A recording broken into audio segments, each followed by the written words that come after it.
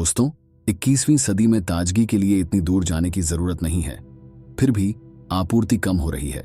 सोचिए कैसा होगा अगर कुआं और सागर का सफर एक ही जगह होता। यह कैसा होगा है, और यहां यह हुआ अगर सारा सी स्वच्छ जल बन जाए। पहला बड़ा सवाल यह है कि क्या कभी ऐसा भी था।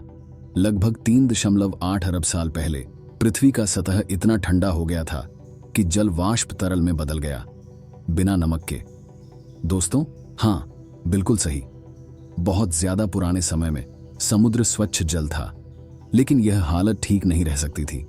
जब भी बारिश होती है, हवा से कार्बन डाइऑक्साइड गिरता है जो फॉलिंग जल में घुल कर जाता है।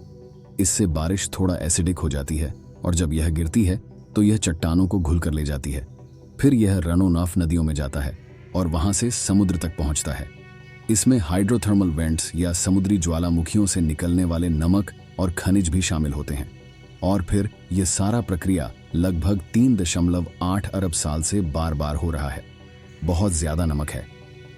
दोस्तों, हकीकत में समुद्र में इतना नमक है कि अगर इसे पूरे पृथ्वी के सारे जमीन पर बांट दो तो एक 40 मंजिलें ऊंची नमक की परत बनेगी। और हमें यह मान लेना चाहिए कि यह कुछ खास वजह से हुआ है। स्वच्छ जल सुनने में तो अच्छा लगता है, लेकिन यदि समुद्र में नमक न हो तो समुद्री जीवन को नुकसान होगा और हमारे मौसम और तापमान को भी बड़े असर होंगे, जो मानव जीवन को मुश्किल बना देंगे, अगर न मुमकिन भी नहीं कर देंगे। अगर समुद्र का पानी नमक से भर जाए तो हम कभी भी उसे डिसैलिनेटेड नहीं कर सकते। दोस्तों, नमक वाले मछलियां और दूसरे समुद्री जीव अपने आप को हाइड्रेटेड रखने के लिए और अधिक नमक को बाहर निकालने के लिए विकसित हुए हैं। हर प्रजाति अलग तरीके से इस काम को करती है, लेकिन नमक को बाहर निकालना समुद्र में जीवित रहने के लिए बहुत जरूरी है। कुछ प्रजातियां जैसे कि सैल्मन स्वच्छ जल और नमकीन जल दोनों को सहने में अडेप्ट हो गई हैं, लेकिन ज्यादातर सभी सॉल्ट वाटर प्रजातियां नष्ट हो जाएंगी। इसमें अंडर वाटर एल्गी भी शामिल है, जो कि यकीन न आए धरती पर होने वाले फोटोसिंथेसिस का आधा हिस्सा है। दोस्तों, फोटोसिंथेसिस धरती को ऑक्सीजन प्रदान करने में मुख्य भूमिका निभाती है, क्योंकि पेड़ और पौधे हवा में मौजूद कार्बन डाइऑक्साइड को हमारी सांस में बदल देते हैं। इसीलिए बिना एल्गी के हमें कम ऑक्सीजन मिलेगा, साथ ही हवा में ज्यादा कार्बन डाइऑक्साइड भी होगा। ग्रीन हाउस प्रभाव का यह भयानक असर कुछ हिस्सों को इनसपोर्टेबली गर्म बना देगा। दोस्तों, तुम इस तेज गर्मी को इक्वेटर के पास जरूर महसूस करोगे, क्योंकि हमारे समुद्र धाराएं पहले की तरह गर्म पानी और हवा को सर्कुलेट नहीं करेंगी।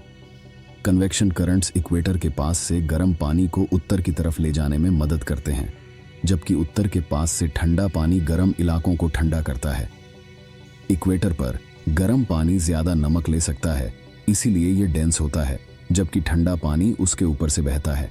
और उत्तर में पानी इतना ठंडा हो जाता है कि वहां सी आइस बनता है। नमक उसके पीछे रह जाता है जब पानी ठंडा होता है, और प्राकृतिक रूप से यह ठंडा पानी नीचे बैठ जाता है, जबकि ऊपर से आ रहा गर्म पानी को जगह बनाता है। नमक के बिना यह पूरा प्रक्रिया खत्म हो जाएगा। दोस्तों, धरती के किनारे ठंडक होगी, जबकि इक्वेटर के आसपास का मौसम और भी बढ़ जाएगा। एक बारिश के तौर पर हरिकेन्स ज्यादा होने लगेंगे और ज्यादा खतरनाक भी। इस दौरान हमारा मौसम और जलवायु पूरी तरह अलग हो जाएगा, जैसे हम इसे अब जानते हैं। इतने बदलाव देखने के लिए हमें कितना समय मिलेगा? बिल्कुल भी नहीं। तुम जल्दी ही ठंड से मर जाओगे, गर्मी से जल जाओगे, प्राकृतिक आपदा में मर जाओगे, या फिर भूख से मर जाओगे। हाँ, फोटोसिंथेसिस कम होने के साथ और जलवायु जो या तो बहुत ठंडी होंगी या बहुत गर्म, हमारा मौसम अब वैसा नहीं सपोर्ट करेगा जैसा कि हम इसे अब जानते हैं। पूरा खाना शाना गिर जाएगा, ज्यादातर प्रजातियां मर जाएंगी, इंसानों में शामिल। दोस्तों, क्योंकि हमारे लिए बनी फसलों का खत्मा हो जाएगा। तो जब हम कहें ओशन सैलिनाइजेशन इंपॉर्टेंट है, तो इसे नमक के साथ मत लेना। हमेशा साइंटिफिक मेथड का सम्मान करते हैं, इसलिए दुनिया और उसके गुणों की प्रश्न करो पृथ्वी पर और उसके पराये इलाकों में, और जल्दी लौट आओ एक और कैसा होगा के लिए।